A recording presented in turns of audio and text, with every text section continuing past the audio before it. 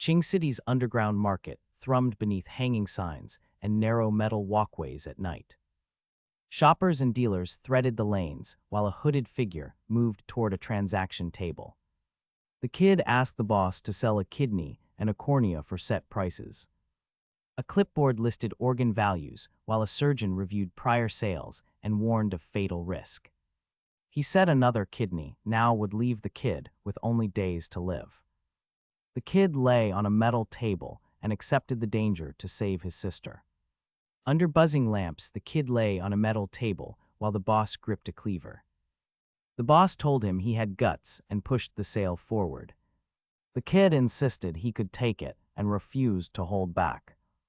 The market's ledger and the surgeon's warnings hung unheeded in the air. The scene cut to the night sky, where a spear of light drove past a pale moon. A startled scream echoed down narrow streets. The final image showed the kid framed before a vast spectral figure. A single red eye glowed behind him. After the clinic and the boss's sale, the kid limped through narrow alleys. He clutched his kneecap and hip under buzzing lamps. Shadows moved past his feet as he muttered about pain and relief that no one followed him. He slid behind a tiled wall and peeled his shirt to inspect a torn, glowing wound. The injury pulsed and then regenerated as skin closed and sutures vanished. He adjusted his glasses to reveal a red sheen in his eyes, counted a folded stack muttering 30 grand, and resolved the sum would pay for a job transfer ritual. After the clinic and the boss's sale, the kid limped deeper into a narrow alley. He kept the syringes at his sides and walked with a limp. He taunted the imagined listener about a sick sister and a dying mother. He admitted the story was a fabrication and laughed to himself. The alley light carved his shadow on the walls as he moved away. An unseen voice answered with a single blunt confirmation. The kid did not look back, but felt the answer settle behind him. Yilin stepped forward and introduced himself as a transmigrator in a calm voice. He claimed he was a textbook orphan and insisted he had no sick sister. He described a world overflowing with spirit energy and crowded with demons and beasts. Panels showed dungeon realms and colossal creatures towering over ruined city blocks. He called survival harsh for orphans until a moment when he discovered a unique ability. The revelation was symbolized by a single drop of blood falling into white space.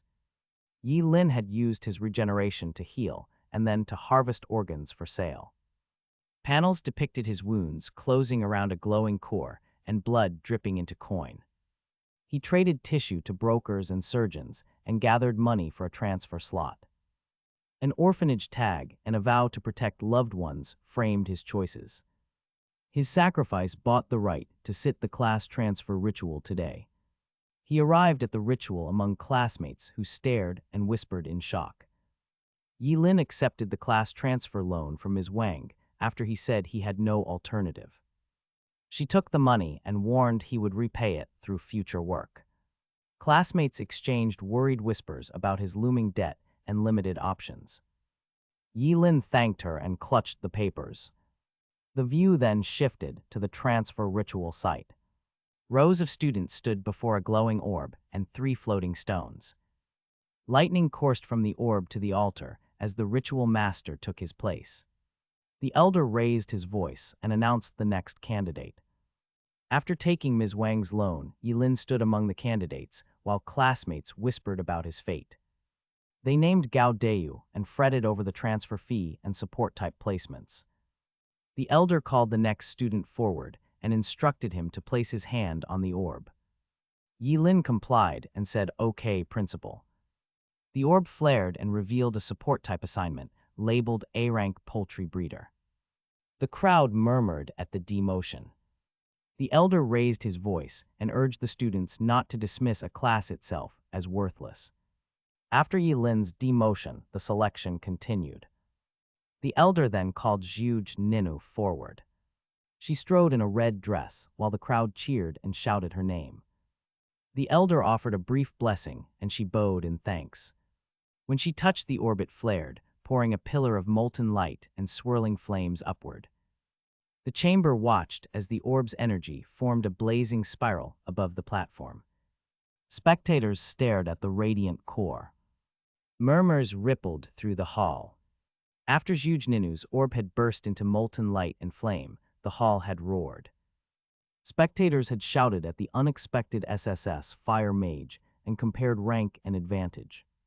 Some students had bristled at losing any chance to admire her. The elder had descended and praised Zhuge, stressing how her class change benefited the academy's standing.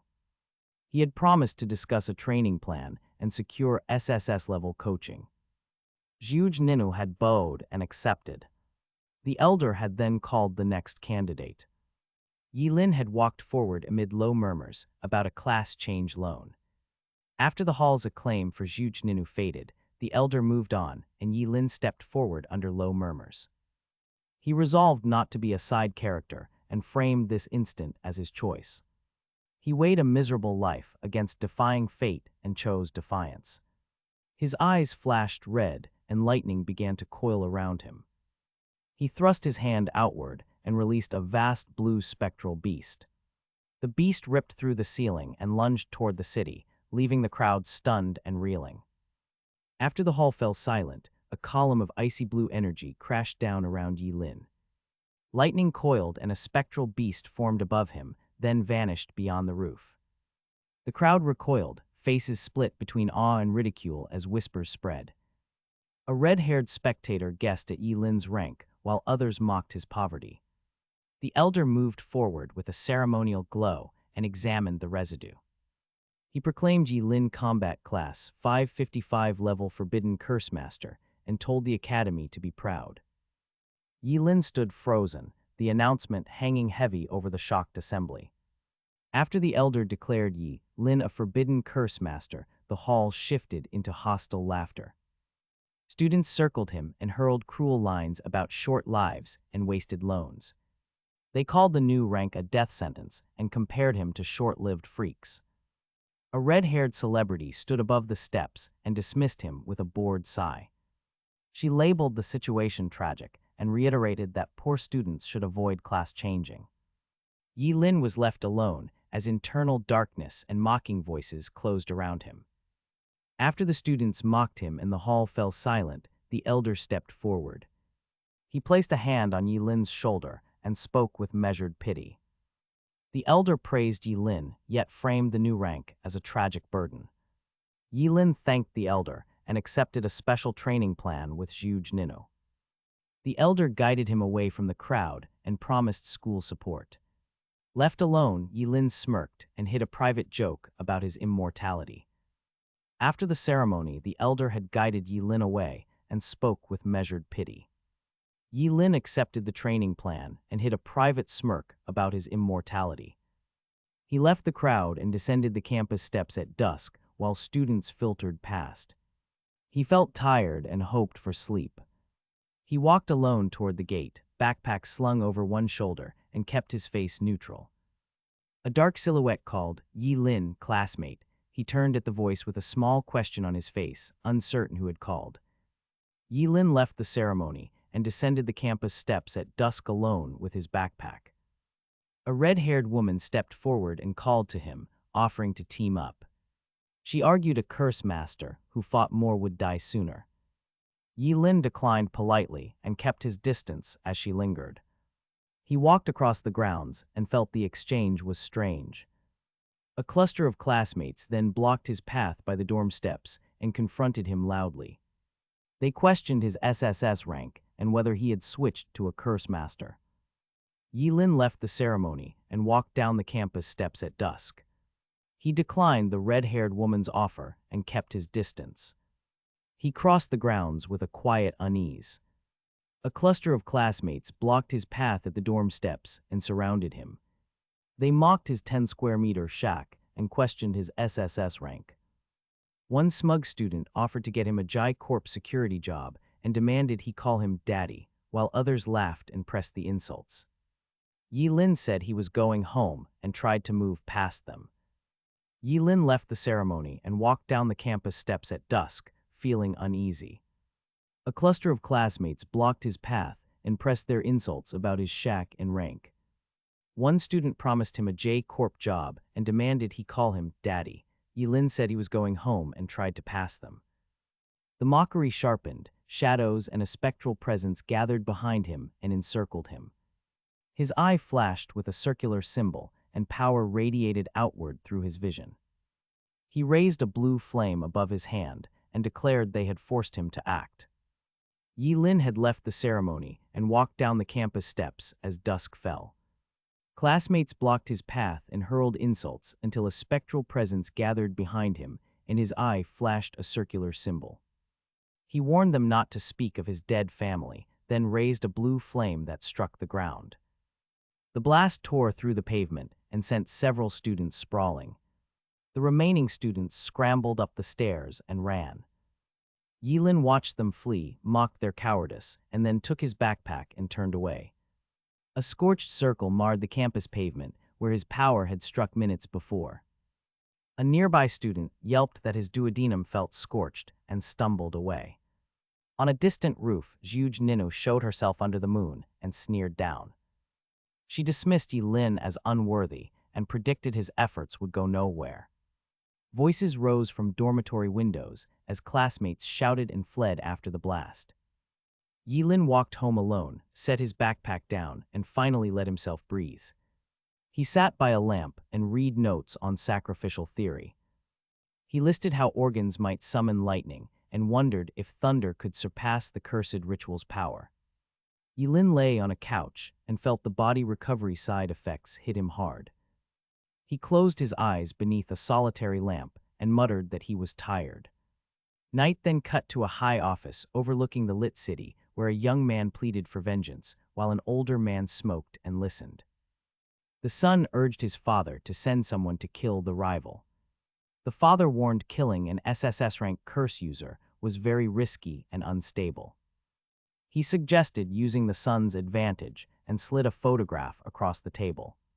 A caption marked the next day at Kaiancheng Academy. Morning opened at Kaiancheng Academy as students crossed the lawn under a large banner. Yilin climbed the steps and rubbed his eyes, still sleepy. A few students pointed him out and called his name. Gao Dayu approached with a wrapped breakfast and easy grin. Yilin inspected the food and joked about being poisoned, drawing laughter. Gao Dayu insisted he only meant help, and classmates piled on with overblown thanks. Their banter filled the stairwell, casual and loud, before the crowd dispersed toward the school entrance. Morning at Kaiancheng Academy had begun with students crossing the lawn and noisy stairs. Gao Dayu offered a wrapped breakfast and insisted he only wanted to help. Yilin joked about being poisoned, then accepted the gift with laughter. Gao Dayu praised Yilin and called himself a better person and role model. He then offered to transfer funds for Yilin's tuition and read an account number. Gao Dayu stated 2 million would cover tuition for the test, causing Yilin shock. Yilin reacted stunned and called the amount far too expensive for him. They walked toward the stadium as classmates gathered on the field and watched. Morning at Kaiancheng Academy had continued with Gao Dayu pressing aid and Yilin reeling at the offered sum. They moved toward the stadium as the novice secret realm was declared open. A cold vortex appeared in the arena floor beneath a raised stage. Announcers told candidates the trial would begin and the crowd swelled. A small group stepped forward and shouted victory while a red-haired performer stood among them. Elders watched from the wall and exchanged derisive comments about the youths and their ambitions. The scene was loud and ceremonial with the portal as the test entrance. Morning at Kaiancheng Academy moved into the stadium where a cold vortex had opened beneath the raised stage. Announcers ordered all examinees to enter the field and the crowd swelled. A few confident figures excused themselves and left with brief remarks. Candidates streamed forward in arcs of golden light toward the portal. A red-haired performer approached Yilin and proposed an alliance. Yilin declined politely. She bristled and threatened she would not hold back. The arena tightened into ceremonial tension as the trial prepared to begin. Morning at Kyancheng Academy shifted to the stadium, where a vortex opened beneath the stage. Announcers ordered examinees onto the field, and candidates streamed toward the portal. A red-haired performer offered a bold alliance, but Yi Lin declined politely. Then a flash cast Yi Lin alone through ribbons of light into a forest. He landed, scanned the trees, and wondered if the teleport was random. A roar split the woods, and a cat-like predator lunged into view. It turned out small and curious, and Yi Lin let out a breath. Yi Lin had just landed in the woods when the small predator lunged at him. He seized the chance and muttered to himself before unleashing a forbidden spell. Blue lightning braided through the canopy and slammed into the ground with an explosive impact. The leopard cat collapsed, and a system message declared 10 experience points awarded. Yi Lin felt the spell recoil and complained about damage to his kidneys. 10 XP barely registered. He calculated he needed 100 XP to reach level 2 and recognized that his current pace would be too slow. Yi Lin had landed in the woods and had just fought a small predator. He unleashed a forbidden spell that struck the creature but recoiled through him. The system declared 10 experience points while his kidneys throbbed from the backlash. Thunder rolled as rain cut through the trees and distant roars echoed. A larger threat answered, and the forest beast roared with hungry force. The blast knocked Yi Lin off his feet. He grimaced and cried out. He landed hard, clutching his side, and still considered immediate experience gains. He calculated the slow pace would not reach level 2 anytime soon. Yi Lin landed hard and staggered to his feet on smoking ground. The forbidden curse had erupted and left shadows rising from the blast. Thunder rolled and rain cut through the trees as silhouettes closed in. He steadied himself, clutching his side with sweat beading on his brow. Red irises flashed behind his glasses, and his voice was steady. He announced he would test the newly learned curse on them. The forest answered with low roars, and Yi Lin braced for backlash. Yi Lin tested the forbidden curse and unleashed a towering spectral steed of blue flame behind him. The blast struck earth and carved a shockwave through the clearing. Swarms of beasts and shadowy silhouettes were hurled aside by the force. He steadied his stance, and his red irises flared behind his glasses. Darkness gathered at his hands as tendrils of power coalesced into a violet void. The line of attackers faltered and broke under the sweeping curse. Yi Lin drew the gathered energy in and launched himself upward toward the retreating threat. Yi Lin knelt at the center of a glowing sigil and gathered the curse's energy. He planted his hand on the circle and channeled a spiraling blue vortex. The forbidden curse erupted as a towering, world-ending fury of flame and lightning. Waves of force tore through the clearing and shredded shadowed attackers into silhouettes. System-like pop-ups listed kills, rewards, and bounties over drifting ash and debris. A system notification confirmed his level up and marked the battlefield's aftermath. Yi Lin rose from the sigil and prepared for any surviving threats to return. Yi Lin rose from the sigil amid drifting ash and a burning backdrop. He stood in the ruined clearing, framed by blackened trees and snapped branches. A faint silhouette lingered at the tree line beneath the moon. NewAgeManhwa stepped forward and scanned the devastation, stunned. She observed countless monsters reduced to ash and traced an otherworldly glow in the residue. She voiced disbelief and wondered if the glow was hellfire as she searched for answers. Yi Lin rose from the sigil amid drifting ash and a burning backdrop. He stood in a ruined clearing framed by blackened trees and snapped branches. A faint silhouette lingered near the tree line beneath a pale moon. NewAgeManhwa stepped forward and scanned the devastation for the glow's source. She noted an intense fire fluctuation and doubted any other fire user existed. She traced a vertical fire wave back to the tree line and suspected a human cause. She resolved to find whoever had made that flame before answers faded. Then the scene cut to a lone campfire where a man devoured roasted, three-eyed demon pig meat. He praised the meat and replenished his strength with quick bites. Yi Lin rose from the sigil and settled at a small campfire to eat.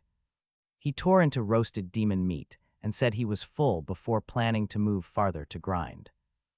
A voice called his name from the trees, and Zhuge Ninu stepped into view. She asked why he was there and scanned him with a direct, sharp look. Yilin froze, suddenly fearing she would discover his hidden forbidden spellcaster status. He stammered that he was just roasting food to hide his secret. Zhuge Ninu admonished him that the forbidden spellcaster class should not grind alone. Zhuge Ninu turned away and warned she had no time to team up. Yilin flinched and judged her reasoning bluntly in a private thought. She then asked if anyone powerful had passed, mentioning mastery of hellfire.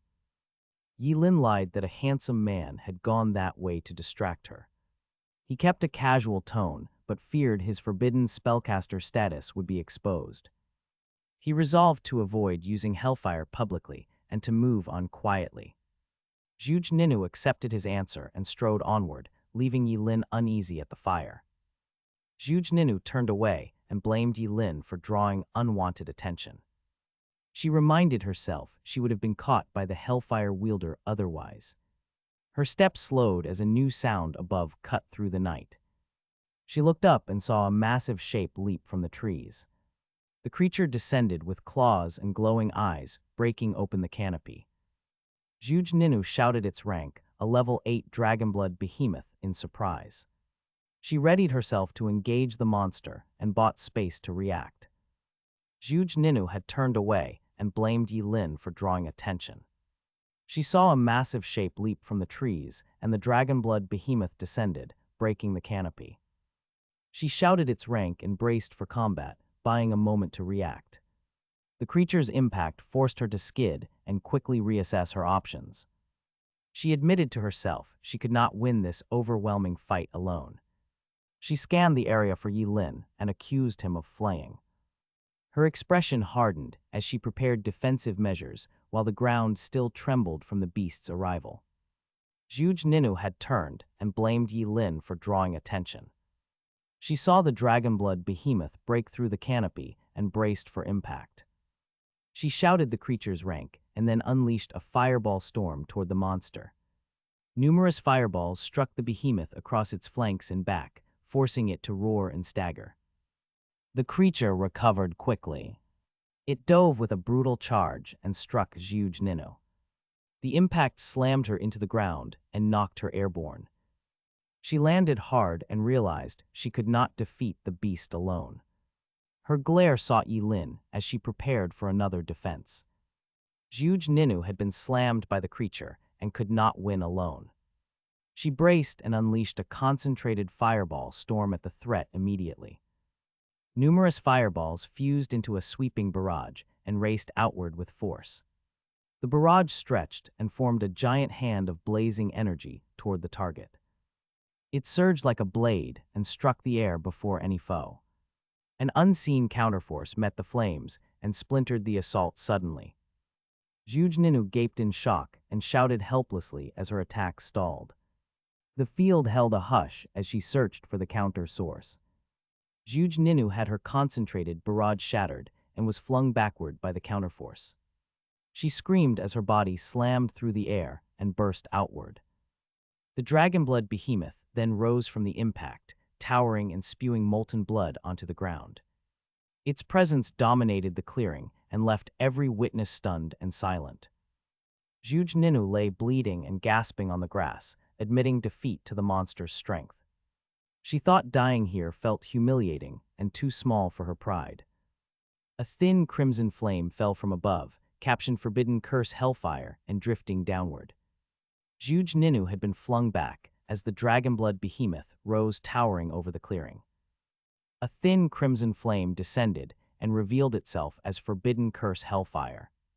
The hellfire struck, and the level 8 behemoth was instantly killed and broken. Spectators froze in stunned silence while blood and ash drifted from the corpse. Red flames coalesced into a lone figure standing where the beast had fallen. Zhuge Ninu looked up and thanked the unknown savior, then asked for a name. The figure hesitated and began to reply with a single quiet word. The forbidden hellfire had shattered the level 8 behemoth and left ash across the clearing. Red flames folded together and then resolved into a single figure beside the corpse. Jujninu rose and voiced a shaky thank you followed by a question. The masked stranger hesitated and then spoke in a low, clear voice. The figure named themselves Ling Yi. They added that Ling meant early dawn and Yi meant night. Flames in teal and red curled around the hooded figure as the clearing held a sudden hush. The forbidden hellfire had shredded the level 8 behemoth and left ash across the clearing. The red flames folded in on themselves and then resolved into a single hooded silhouette beside the corpse. Jujninu rose and voiced a shaky thank you before she asked the stranger for a name. The masked figure hesitated and then answered in a low, clear voice. He called himself Ling Yi and explained the meanings of both names.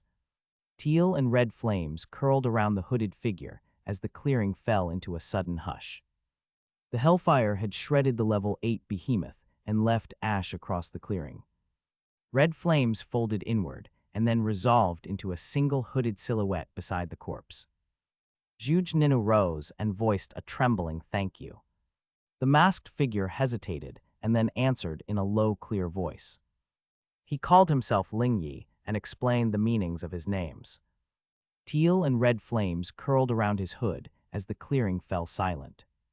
Jujninu steadied herself and asked which school Ling Yi had come from, promising to thank him properly. The hellfire had left the clearing strewn with ash and a shredded corpse. Jujninu rose and thanked Ling Yi.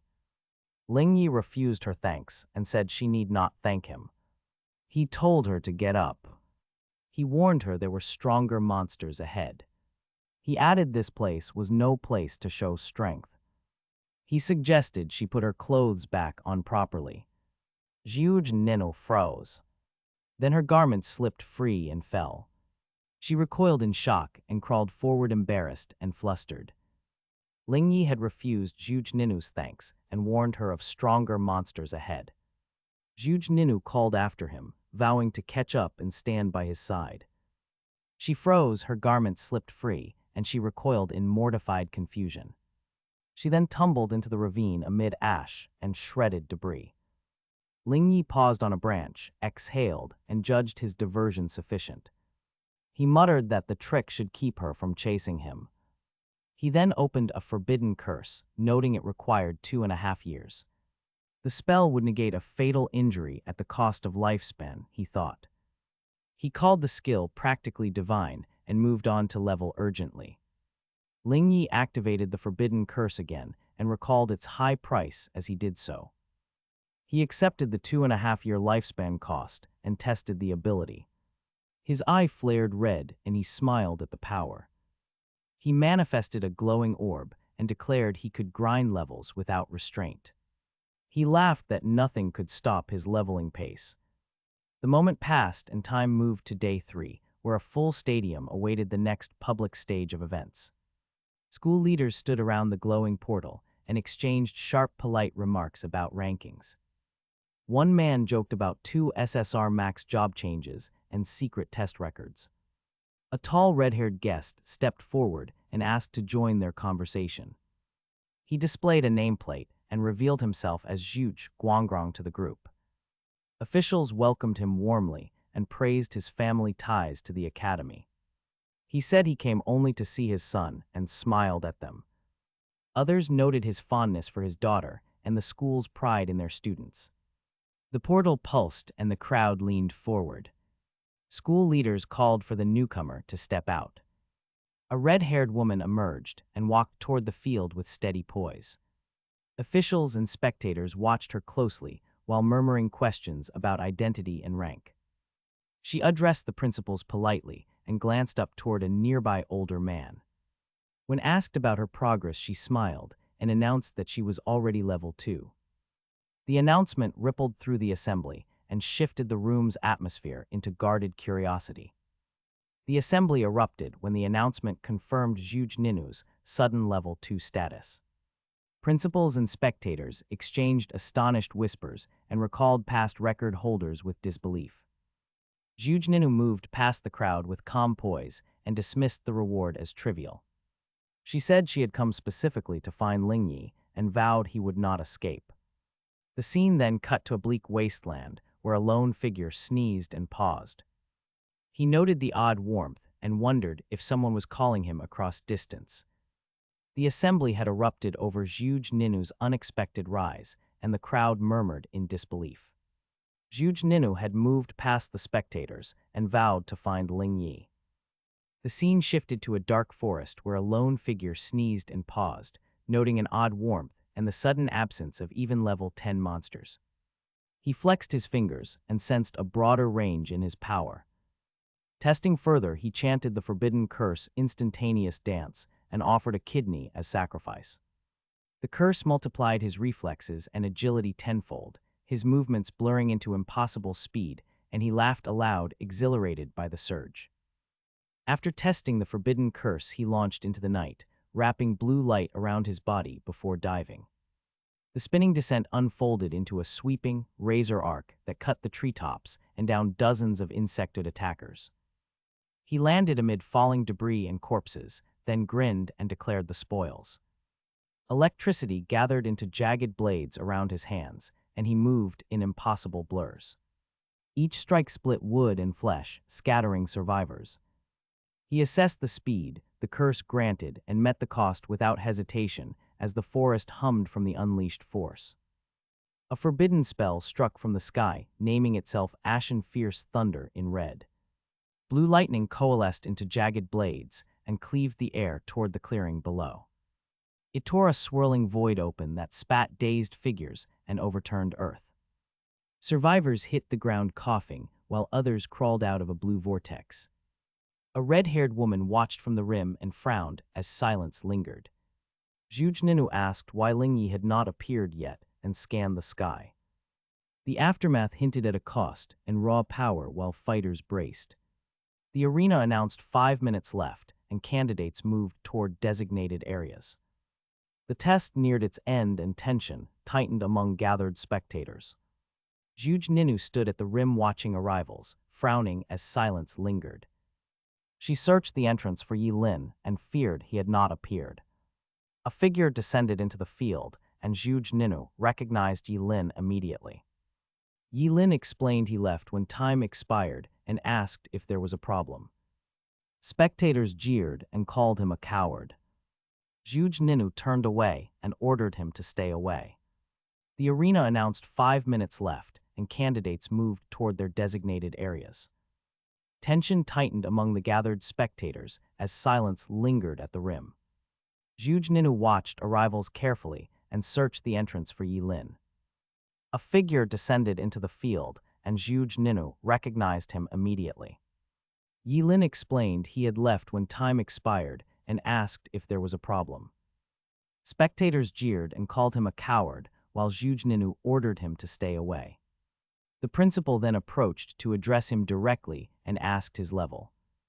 Yi Lin announced he was level 16, and the announcement stunned everyone present.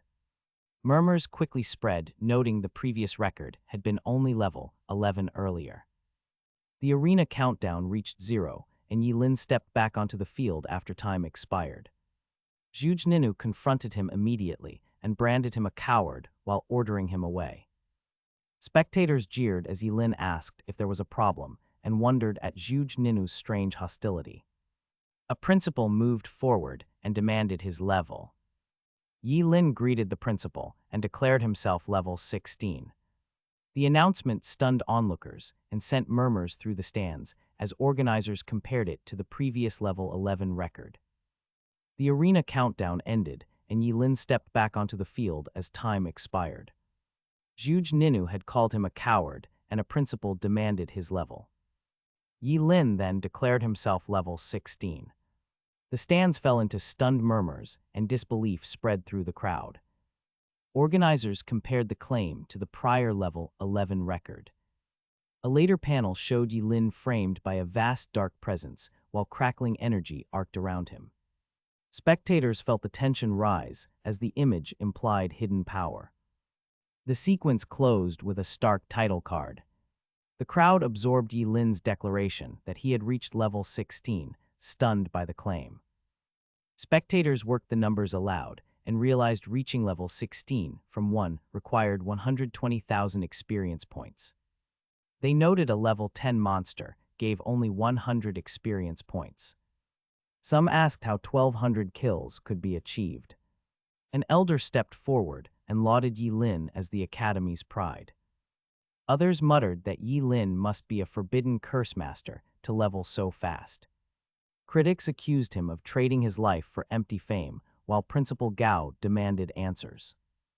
The crowd absorbed Yi Lin's claim of level 16 and demanded answers. Yi Lin insisted no one had forced him and that his decision was voluntary. He explained his poor upbringing and declared he would not be a coward anymore. A suited patron stepped forward, praised him, and introduced himself as Zhuge Kaixing, offering contact for future support. Nearby, a red-haired contestant mocked the claim and challenged Yi Lin's rank. Observers muttered about forbidden power and the impossible experience math, while Principal Gao pressed for proof, leaving admiration and suspicion to jostle in equal measure. The crowd probed Ling Yi's identity and whether he came from Yukai Academy. Voices rose over his claimed rank while a suited patron stepped forward and openly praised him, identifying himself as Zhuge Kaixing. Yi Lin excused himself after brief formalities, and Principal Gao urged him to rest before the formal exam in 3 days. Time ran out and the test portal began to close, and several observers noticed Ling Yi slipping away during the confusion. A red-haired candidate confronted her father about Yi Lin, and he defended the youth, saying Ling Yi had even saved his life. At the venue, Zhuge Kaixing studied the youth and found the situation distinctly strange. His red-haired daughter Zhuge Ninu objected and refused to accept the comparison. Kaixing suggested that Yi Lin might be the Ling they had been seeking. He cited Ling Yi's reported clash with the Dragonblood behemoth to justify his view. The attention shifted, and they accepted the possibility before other matters resumed. Later, Yi Lin lay coughing on a sofa and heard loud anxious knocks at his door. He opened to a suited representative who introduced himself as Wang and spoke bluntly. Wang named his company and said he had finally located student Yi Lin. After the panel's discussion, Yi Lin later lay coughing on a sofa. He opened to a suited representative who introduced himself as Manager Wang and named his company. Wang praised Yi Lin's recent accomplishments and proposed a paid endorsement. He promised substantial remuneration and placed a fee at 3 million. Wang presented a bottle of Brain King oral liquid and listed its benefits for cognition and repair.